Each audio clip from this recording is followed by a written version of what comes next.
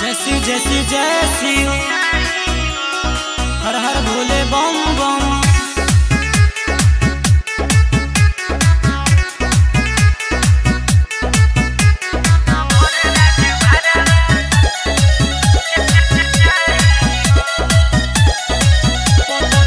पहिला बेरी हम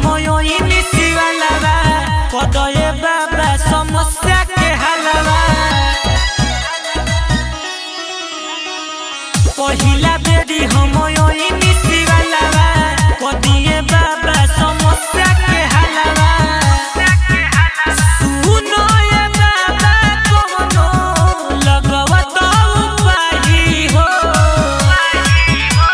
ये भोला जी ढारो तानी जला भालो बोर राज भरवा चाही हो। ये भोला जी ढारो तानी जला भालो बोर राज भरवा चाही हो।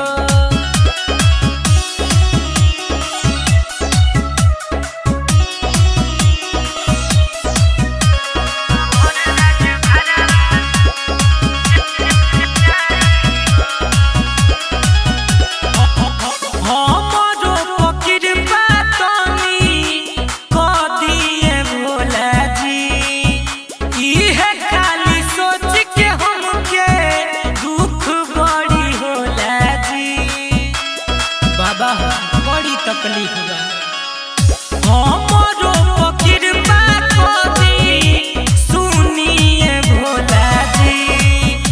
इहे खाली सोच के हमके दुख बड़ी होला जी। इहे सोची सोची हमके आवत रोवाई हो। ये भोला जी ढारो तानी जला भालो बोर राज भरवा चाही हो। ये भोला जी ढारो तानी जला भालो बोर राज भरवा चाही हो।